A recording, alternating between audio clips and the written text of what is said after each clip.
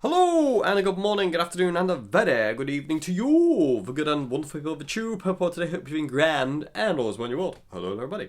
Today's video, everybody, is another gig vlog. It is currently the 26th of December, even though this video ain't going out till March. But it is 26th of December today, it's Boxing Day, and as a result of that, it is time for the annual drum-off at the No1 bar in Cleethorpes. Always really enjoy this gig. I love No1 bar. I love Dave who opens the place. It's always good fun. This is so. I did gig vlog this last year, and I just wanted gig vlog again because it was so much fun. It's a giggle. So basically, what the deal is like there's two bands. There's the trio and a band called the Boogaloo Dudes, who they're all covers. We're all originals. So you got like the two different kind of spectrums. And basically what happens is the trio does like an half an hour set, and then they go on do a half an hour set, and then basically for an hour after that, both bands merge and become one, and we do covers. We do Wipeout, where basically the two drummers Joe and John Joe basically have it out between them two, and just kind of like just like go crazy. It's great fun. I'll try and film that a bit. But unfortunately, it's in the song "Wipeout," which is just like prime for copyright control. I'll film what I can. What makes it in makes it in. I might have to go back and re-edit it a couple of times due to copyright. Oh, and by the way, people, I'm getting over a very, very nasty cold that everyone seems to have had at this point in time, and I'm really bunged up. So singing is not going to be good tonight. Playing is not going to be good tonight. I basically spent like this entire week just kind of like that. So I'm still feeling absolutely stuffed up in my sinuses, and as you could probably hear by my voice, I just felt really rough. I'll tell you what has been the absolute godsend this week though, people too. Vocal zones. These literally have controlled so much stuff. They controlled the horrific. I got a horrific cough that wrecked my insides. I do apologise, people too. My nose is itchy. And I'm going to do it with a tissue because I don't want to stick my finger up my nose on camera because that's just gross. But yeah, I got a horrific cough that just wrecked my ribs, and I'm still in quite a lot of kind of pain from that now. But thank God for painkillers and vocal zones. But vocal zones are a bit like the lifesaver. That and ibuprofen. So yeah. Anyway. By the way, just to let you know what's going on gear-wise tonight. I'm doing something a bit different. I'm going to use my East Coast Red Strat as my main guitar for the trio, and obviously the because it's in E flat. And I'm going to use the Chapman for the jam basically, and for any songs the trio might play in standard tune like Are You Alright or Who the Hell. But I'm going to try the East Coast out live. I want to know how it feels live, and just see how it goes, because I love that guitar. It's really, really cool. I have done one modification to it, which is hide the coil tap. Let me show you, actually. Okay, so if you saw the initial video on this guitar, it's the East Coast, I forget the model number, it's the East Coast Strat that I've demoed. It had a coil tap here, and basically, because I ride the volume a lot, I'm always messing with the volume. A switch there, it was catching on this finger. It was driving me insane. So what I did is basically unscrewed it, poked it in, make sure that it was on humbucker mode, because I don't really like the single coil mode of it. I don't like split humbuckers very much. I don't think they sound very good. I just prefer to have a humbucker. I don't really like splitting the coils. I think I've only ever tried like maybe a handful of guitars where I've split the coils and it actually sounds like the way I want it to sound. My Lemon Drop being one of them, but this is not one of the guitars. So I put it in humbucker mode, unscrewed it, and poked it into the guitar, and taped it underneath the scratch plate. So it's in there, so it doesn't rattle around or anything. Gaffer taped it in, and it won't move. Because, like I say, it was just getting in the way. In all fairness, a coil tap, I think, if you're going to have it on a Strat, should be down here, or it should be on a push-pull pot or a push-push pot. Having the switch there is very stupid. And and then I just had this hole, and I was like, what can I do with the hole? I don't really want a hole in the guitar. So my mate John there now, just fill in the hole. But I want to use this guitar tonight. I want to see how it fares live. And I really love this guitar. It's just ace. It sounds great. The pickups are great. The neck is fantastic on it. It's just really, really cool. I want to see how it goes live, and if it works or not. Because if it does, this might become a mainstay live guitar, which I would very much like. But if not, then not. It doesn't matter either way. But yeah, that's my number one guitar tonight for the trio. Number one guitar for the jam will be my Chapman, which is in this case here. But yeah, other than that, that's it. 2 guitars, don't need any more than that. If I break a string on this one, I can retune the Chapman. If I break a string on the Chapman, retune this. Job's a good one. And I have spare strings with me anyway, just in case. I'm going to use the orange, obviously, orange CR120 for my amp. Another thing as well is like for the jam section of the gig, I'm not going to be using my big pedal board because when obviously the trio are playing on his own, there's only 3 of us, so we've got quite a bit of floor space. But when the other 3 guys join in, that's 6 of us in a very, very small confined space. So my pedal board will be humongous. So I'm not using my pedal board. What I'm going to do is I've programmed in one of my spare Zoom G2.1Us, and I'm just going to use that. I've programmed it in with a clean, a distortion, and a lead tone. It's also got a wah-wah programmed in for the expression pedal.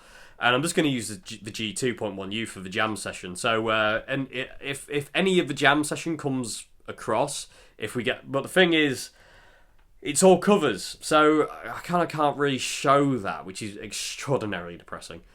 Yay, copyright law, free promotion. But we don't want free promotion. We want you to pay us. Anyway, moving along. I'm far too ill to be talking about that right now. Anyway, but yeah, so that's what I'm going to use for the jam session. It's just basically my Zoom G2.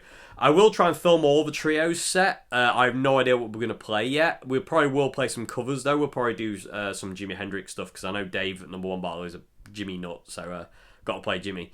And that's fine by me, because, again, I'm a Jimmy nut. But anyway, but yeah, so that's what I'm using. Main pedal board is for the trio set, switching over to G2 just for the jam. And that's it. Nice and easy, 2 guitars, amp, 2 pedals, 2 pedal boards, even, and that's it. So, yeah. Shall we go to Cleethorpes? Let's go now. Well, go now, maybe. It's only at, what is it? I'm waffling, aren't I? It's dinner time. I have to get some food. I need a sandwich. See you in a bit, PeopleTube. I don't want one about anymore. I'm not quite there, but you can't tell. Okay, PeopleTube. Slight change of plan on the guitars I'm going to take. So, initially I was going to take, obviously, the East Coast. And I was going to try this as my main guitar for the evening. But then, I went downstairs and I picked up this guitar. This is my 1984 Tokai Strat. I can't remember what they're actually called, or like an ST something. I know. This is one of like the first reissue vintage Strats ever, and I say it's from 1984, so it is old. And I started playing this, and I was just like, so I was like, oh dear, there we go. And the thing I've had recently, PeopleTube, one of the things that I've and this is where this comes in, really. I'm struggling a bit with live guitars. My Chapman is a live guitar. It feels like a live guitar. From the moment I got that, that's gone into live service, the Chapman Pro X, and it will never come out of live service. It's just a great live guitar. It's amazing live. It just holds tune. It sounds great. It's consistent. It's just perfect. It's absolutely perfect. It's why it's one of my main guitars, for live. It really is. I just love it to bits. And, live guitars for me have a certain feel to them to other guitars. Some guitars don't feel like live instruments, or guitars that I can use like in a live setting. Either they're too noisy, or there's something like that isn't quite the right feel for a live gig. And so for the longest time, mostly since Queenie joined the band, the main guitar I've used for the trio, apart from the Pro X, was this one. And this is my ST62, Fender ST62, which I've put a lot of effort into getting to look like a real old one. And to me, this and the Chapman are the trio guitars. Like, this guitar and the Chapman, these are the trio's guitars. When I think of the going out playing with a trio, I think of this guitar and I think of the Chapman. And I was determined to stop using the Fender and use something else. Just to see what happens more than anything. And also, like, you know, I'm a bit scared of somebody half-inching either of these, but that, you know, I don't know. It's weird. It's really hard to. Hopefully you understand my frustration here. Anyway, I thought the ST was in the rack over there. I wasn't thinking of the ST, so I started playing the Tokai, and I was like, "Oh, this is really nice." I was like, "Oh, maybe I should take this." I've only ever gigged this guitar once, and it felt okay. It felt okay. It didn't really and doesn't really feel like a gigging guitar, but I thought maybe I should give it a go, you know. But then there's that feeling that I've got of, this doesn't feel like a live guitar. Anyway, came upstairs, plugged into my amps in the other room, and started doing a bit of a shootout between this and the Tokai. And this doesn't feel like a live guitar either. This feels actually more or less of a live guitar than the Tokai did. And I was just like, okay, glutton for punishment.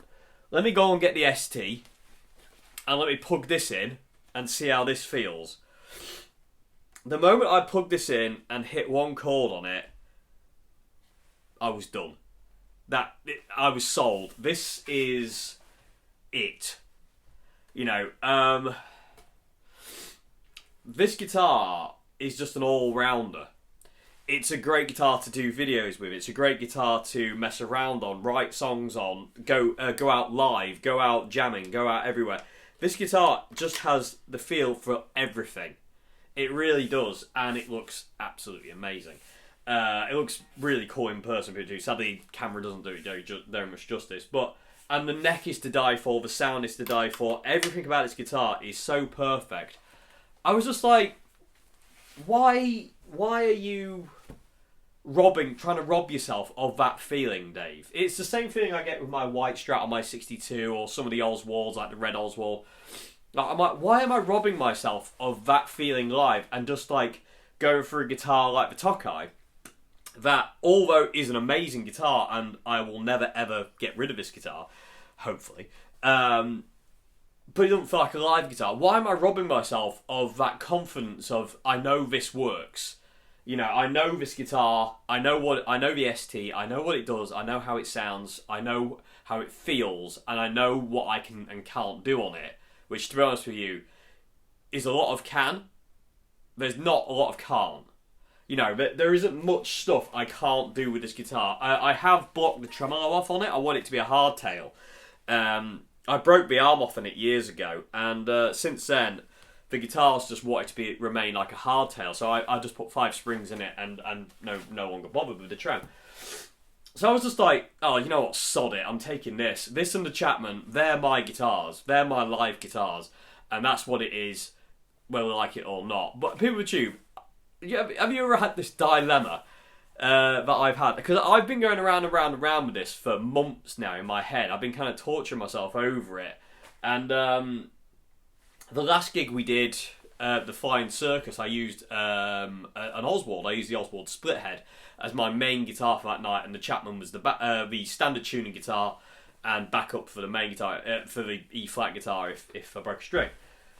And it was like I was missing something. It was like something wasn't there. And I've experienced that a few times this year where I haven't taken the ST62. The Chapman's been to every gig, but when I haven't had the ST, I felt like I'm missing something. So I'm just like, pack it in, Dave. You know what guitar you need. So there we go, people Tube. So tonight, slight difference. Not the East Coast, not the Tokai. Chapman Pro X and the Fender ST62. These are my main guitars. And you know what? These are my 2 main guitars for live now. That's it. I'm sick of finicking around with stuff. Because it tires me out, to be honest with you. My brain is always going 100 million miles an hour, and it likes to punish me for one thing or another. And recently I've just been kind of like going, I want to play this guitar like live. It just feels great and sounds great and is great. And then I get hopefully horrible voices in my head saying, "Meow," and I'm overriding them today. I'm taking the ST62 because that voice tells me not to. So I'm going to take it, I'm going to use it. I always knew I would bottle it anyway. And yeah, but anyway, other than that, this guitar, the Tokai, the ST, I think this is an ST. I think these are called the ST something or another, but this is a 64 reissue. And these predate Fender for reissues, the Tokai ones do. And this is 1984, this one. This is a fantastic guitar, this is. But this is more of a home use guitar. And not live, for a studio use guitar, this one. It just doesn't feel like a live instrument. It really doesn't. And to be honest with you, neither does the East Coast. As much as this would do the job easily, I still apologise about my snottiness. They just don't feel like that does, and they don't feel like the Chapman does. They just don't have that feel to them. You know, there's quite a few of the guitars I own here that don't feel like live instruments. You know, the baritone doesn't really feel like a live instrument, but it does have kind of creepings in of that one. And there's some Oswalds that don't feel like live instruments, and some other, some of my Fenders don't. It's really strange, but so there we go, people. YouTube update. Dave's Dilemma. This chapter is going to be called Guitar Dilemma, but we have sold it, and I'm just going to make these two guitars my guitars for playing live, and just basically like ignore the rest of that stupid voice that rolls around my head. You know, why would I rob myself of being comfortable and confident to playing a guitar that I'm not 100% confident with? It's stupid. So yeah, there we go, people. Idiot 101, Dave Simpson. But yeah, anyway. Let's get on, shall we? I need to go and get some food for tea before I go. So, crisis mode averted. I don't know. Is this going? Yeah. Hello, David. Look at us in your post-production. Just rocking around in the green room, mate, while you're setting up. Putting a belt on. So we don't care. Putting belts on. Taking some important business calls. Look, we can hear you. Who's that? Tone's a bit dark. Bit dark in it. Bit dark tone. It could do with some valves, I reckon. What do you think? Do about 10 valves. It's not tight enough. Right, how do I turn this off? Press this top button. Cheers. Okay, we've set up in like the most cack-handed possible place. I'm facing the wall when I sing. Yeah, Queenie's just like facing. Oh, there's a wall there. Just by choice, not because I had to. I'm out. I've got loads of room. Yeah, John Joe's alright. John Joe's protected by his drum kit. I'm literally out in the open. Like people like have already kind of started falling over my pedal board. They're about to put a chair on top of his pedal board. Yeah, they're literally just to show it off. There's something can get in. There's somebody at the door. There's somebody at the door. Is anybody out there? Anyway, I don't know where I'm gonna put the camera. I don't know what it's gonna sound like. Not very good, probably, but it's gonna be fun anyway. I don't know our set list. I don't know what we're gonna play. We'll see what happens. But yeah, how are we feeling? Should be fine, shouldn't it? Yeah. What's the worst that's gonna happen? Look at this. I can blank out their faces with my hands. You do it all by my iPhone's torch, right? There's no light. There's no light in here. It's like this usually. Oh, it's actually quite. You can see that. Quite good. Yeah. So next footage you'll see is of us live. I can't speak. I'm so bunged up. It's roastingly hot. Yeah. As well. It's so warm. And yeah, so you'll see us play live in a bit, and then we'll talk a bit more after that. Well, It's lovely to see you both again anyway. Yeah. Indeed. Feels like it's been a while. It has been way too long. Anyway, see you in a bit. See you later. Okay, this is future Dave talking to past Dave. The gig footage you're about to hear is not the best, people of YouTube, because the reason being, I could only get the camera over the drum kit. That is literally the only place I could put the camera. There was nowhere else. I couldn't put it in anywhere near the place I wanted it to. It just was not going to happen. Too many people around. There was too many accidents that were going to happen. So bear that in mind, people of YouTube, as we go into the gig footage. It's not the best, but it is great in the fact you get to hear how amazing John Joe's drumming is. Anyway, live footage.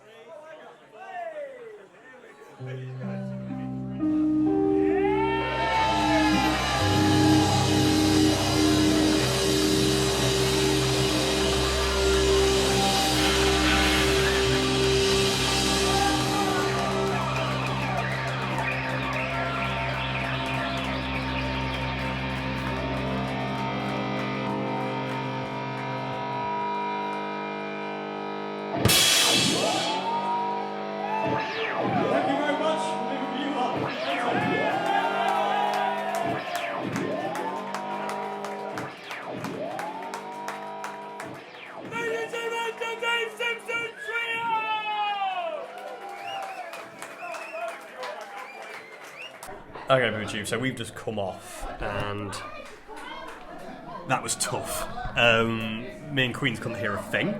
I don't know how the audio's turned out just at this point in time on the camera. It could be good, it could be really bad. I'm guessing it's really, really bad, because it was the only place I could put the camera was over John Joe's kit. So I'm guessing we're just going to get drums. But John Joe filmed it on his GoPro, and I might nick that footage instead if that sounds better. But we'll see. There might not be much live footage in here at all, but it was chaos. Constant fear of people bumping into me. People were standing on my lead and pulling me backwards. There was fear of people spilling their drinks all over the pedal boards. There was nowhere else I could go, though. I think I should have made a smaller pedal board, or maybe just use my Zoom G2.1U on its own. Either way, it was chaos. The other band are on now anyway, and they always get the good side where there's nobody kind of bothering them. So I think next year when we do this, if we do this next year, we're going to hit the left side and they can go on the right side for a change. But yeah, it was tough, and it's really hot as well. Like the radiators are on like full blast, and it's really stuffy. But that was a tough gig, but it was fun. I really enjoyed it. It's always good fun. I had Dave, the owner, right next to me as well, looking out for me. So I felt all right. As long as he was there, I knew I was going to be all right, kind of thing. So all's well. Anyway, we're going to take a bit of a breather now, and then hopefully you'll see some footage of a drum off. At least drum solos anyway. There might not be much more footage on this vlog, but I wanted to do it anyway. It's a giggle, and again, we're playing on an area of floor the size of a matchbook. So anyway, see you in a sec.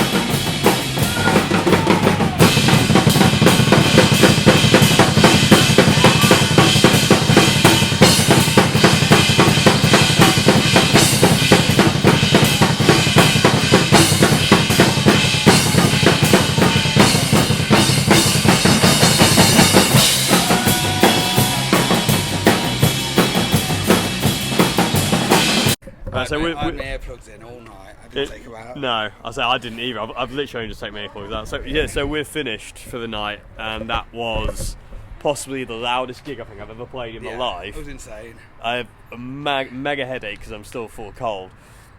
For me, John Joe won the drum off, but that's just me. I could be biased, but I don't think I am. I know. It's not really a competition. Nah, it's drummers just a bit of don't fun. care. It's just a laugh. Yeah, I exactly. played with bread cobs for Christ's sake. It was just great. It was just really good fun, Yeah, wasn't it? exactly. Absolute. It was like an oven, though. Yeah. It was so hot. Yeah, and there was like people right behind me. Yeah, I had to keep but telling you're people not to greener, put it's drinks crazy. on my amps. Yeah. This woman like left because I told her not to put a drink on my amp. I said no, and she just walked out.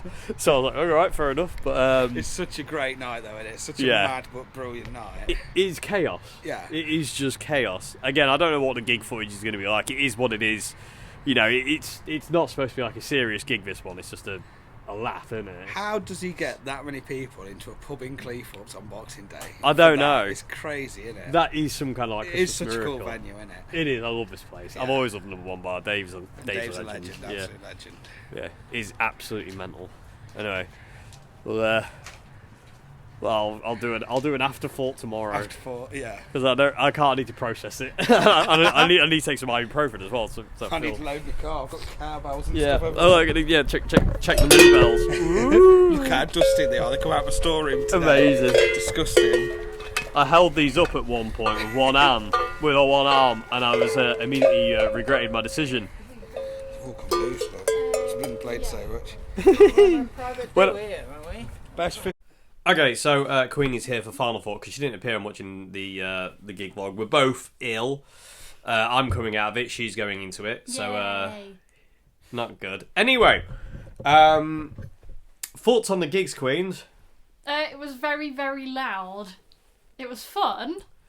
Yes, it But- was. It was mental. But I've got a really achy arm today because basically for the whole gig, because I was so like smashed up against the wall, I was holding my bass upright like this, so my As you can see. shoulder just kills yeah, now. you can see that in the footage, especially in Talk to Me. You can see Queen's like holding the bass up. And we were literally crammed into a space that was just. You see this bed, smaller than that. You know, literally. And the funny thing was as well is like there were so many people. Like it was just impossible. Like we did the best. We got on and we were the best we could, but we were like, you know, the sound ain't going to get any better. You know, it's not going to be amazing or anything like that. So we did what we could. I had to sing facing the wall, which Yeah, was that quite funny. as you can see and Talk to Me, it's quite amusing. It was just awkward. Just really awkward. I was terrified about my pedal board. Hence, you can see Dave, the saviour, literally like sat over my pedal board. He's literally sat over it to kind of make because people, as much as you tell people, just be aware. And Dave did a massive announcement, didn't he? Dave did a massive announcement saying, you know, please be aware of all the stuff on the floor. People don't pay attention, especially not if they're drunk. It's you're fighting a losing battle there. But massive thanks to Dave for having us again for it there, and say the Boogaloo dudes and all that stuff. It was really, really good fun. But yeah, my God, the volume levels were atrocious. Like by the end of it, my ears are still humming. Two drum kits Yeah. in a little tiny space.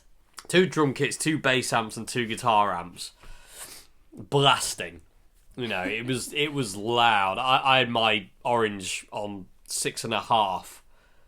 That's loud. for you. I never have that thing above 5. It's just 5 is too loud in my opinion most of the time. I don't like playing deafeningly loud, but to have it on 6.5 was just like uncomfortable. Like my amp did really well. it did, yeah. Like it didn't struggle to keep up at all. But I'm pretty sure in the audio, because the drums, like what you're hearing from my bass is the furthest away of any of it, and it's no, technically you're in the middle. Technically, it is. My But guitar it's the amp's lowest first. frequency, Yeah, so true. it's like you got John Doe's cymbals, which are really, really high frequency, and they're forefront, Yeah. and then your guitar kind of cuts through because it's a higher frequency, and then there's my bass trying to like cut through it, Yeah. all that. But Like in the so. room, it didn't have any trouble kind of keeping No. up. But I think just because the camera microphone is right on the cymbal. Yeah. It kind of struggles a little bit. And like I said earlier on in the video, there was literally nowhere else for me to put this camera. I really wanted to put it like to our left side, but sorry, my right side, and yeah, our right side, Yeah. and looking over us. But the problem with that is there was the jukebox there, and there was loads of people, and there was just no way. There was just nowhere to put it. There was literally the place I had it was the only place for it to go. Like that was it. It's there or nothing. You wouldn't have done it anyway, because by the end of it, like, on the stage, the crowd kind of was the stage. Well, there wasn't a stage, was there? It was the usual thing on pub floor, but in the drum off, the jam section at the end of the gig, like where it's both bands playing, you saw a bit of the drum off. Literally, I couldn't hear my amp because there were so many people stood in front of it. I just couldn't hear it. And Queens, you were kind of in front of yours, weren't you? Yeah. Kind of. But and also I had to keep telling people not to put their extraordinarily spilly pints on top of my amp. And this woman got really offended at me, actually. I turned around at one point, this woman had put this massive pint, literally a huge pint of beer on top of my amp. And I went up to her and I said, no. I said, like, that's my amp, it's electric, you don't put anything on. And what I did is I moved it onto the shelf behind the amp, and she took that much offence, she actually left the pub. Good riddance, my saying there. I was like, fine, off your toddle, doors over there, make sure you shut it on the way out. 'Cause the thing was, it's like, I'm not being horrible, but it's like, if that beer had spilt onto my orange amp and got inside it and blew it up, who do you think's paying for that? It ain't them, is it? Let's be honest. So I am protective of that, and like I say, I did like how where we got your pedal board, it was kind of hidden out the way. And I say the amount of drink that was going around, like, I was terrified of, like, I couldn't relax for 1 second, and being ill wasn't the best thing for that, and like it was just hard work. Towards the end, there was that many people, like, where we were stood. So I had Dave here, drum kit directly in front of me and my pedal board, wall here, so I was like this, and then behind me was more people, like, stood against me, bashing into me constantly. And because to play bass, my arm has to be up here, so my elbow's here. There was this one woman, and like every 5 seconds while I was trying to play, she was on this arm, so I was just like trying to play, and she was just going. I was like, stop! I mean, it was kind of an amusing experience trying to get through that, but at the same time, I was literally like this in a little box, so I really ate now. What's the Rolling Stones bass player called? I can remember his blooming name. I can't either. It'll come back to me at some point. I'm so tired and so unwell. It's just like I can't think straight. It's like the Spinal Tap bass player in the pod. Exactly. Yeah. I can see his bloody face. I just can't think of his name. Anyway, answers on a postcard. But yeah, what it was really tough. Like when we were doing the trio set, there was these points where people would walk past me and they would stand on my guitar lead and they would pull me back off the mic, and it was just like, I'll try. I don't know if I've got any of that in the video, but if not, we did do a couple of covers, but it was tough. It was a really tough gig, but it's the gigs cut your teeth at, and again, it's one of those gigs that if you can do a gig like that, you can do any gig. Yeah. If you didn't put up with that, there were funny moments. Like there was when, some hysterical John moments. Joe decided that he was playing drums with breadsticks. Yeah, I don't think I filmed that. I don't know if he did, but he went up to us before the drum off. He was like, I've home baked some rolls for tonight. It was like to play with, not to eat. Yeah. But although he did eat a bit of it. Did he? Yeah. He did, didn't he? Mid drum solo, he just stopped and took a bite out of it. Yeah, but he was playing with drum during, and then at one point he had these 5 cowbells. I think it was like 5 cowbells on a stand. And he told me before we went on, he said, at some point I'm going to ask you to get my cowbells. So I put my guitar down and ran through and got these cowbells, which weighed a ton, and brought them through, and he was doing like a drum solo on them. And I decided, because I'm clever, being a puny little shrimp, I thought, I'll hold it in the middle so both of them, John, Joe and Joe, can both play on the cowbells. And I was holding them with one hand, and literally, like, I don't know where I summoned the strength from to hold them there for that long, but it was impressive, even by me. But like, as soon as I put them down, my arm just went, and just like collapsed. So it wasn't good. But yeah, anyway, this video ain't coming out till March, so it's quite amusing, really. It was Boxing Day. But anyway, that was Boxing Day gig log. Be it for what it was great fun. Next year though, we're gonna swap sides with the other band if we do it next year or this year, should I say now? And it's a giggle. But oh my god, the amount of people in there, and it was roastingly hot, wasn't it? It was. It was so hot, and again, being ill, standing up for about 2 and something hours, and playing, like not really knowing what you're going to play from 1 minute to the next.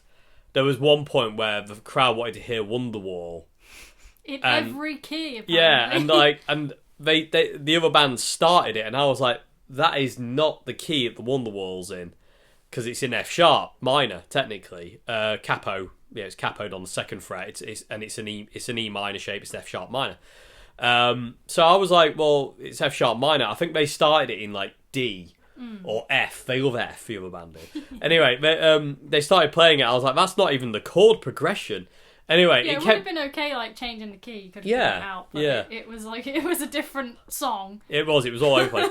And eventually, quite funny though. Eventually, I'd had enough, and I thought, right, I'm just going to override this, and I joined in with the actual chords of them, and eventually we finished out the song. But my god, it was hysterical. It's just so much fun. Yeah, like it's stressful, yes. And it's kind of like, it keeps you on your toes because of the amount of people around, like, with spilling beer everywhere and basically generally getting in your face, because they do get in your face. One guy kept coming up to me saying, "You're going to play Eric Clapton?" I'm like, no, I'm not going to play Eric Clapton. And he just kept asking the same question. John Joe got asked at one point by someone he's never met or even known in his life. He went up, this guy came up to John, he goes, with a coat in his arm, he goes, "Is this my wife's coat?"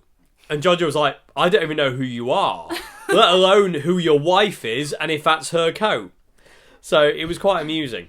Those are really nice people. They're all lovely people, and Dave, the owner of the number one, is a legend. So it was great fun. It was chaos, stressful, but it was so worth it. I mean, by the end of it, I had to kind of like go into like a happy place because the amount of noise.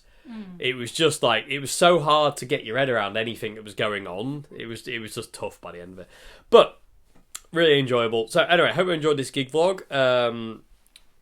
The last one, it's the last video I filmed of 2022. Cool. Yeah, this will be the last video I filmed of 2022. 2023, or I will start filming again. But anyway, hope you enjoyed this gig vlog. I know the audio is not very good. It was never going to be. Even if we had like a whole team of people in there, it would never have been good. Anyway, but it is what it is. And again, I wanted to capture the moment. It is what it is. And it's for what it is. It's a giggle. So hope you enjoyed this vid. So from me and Queenie and John Joe, goodbye now. Thank you much indeed for watching.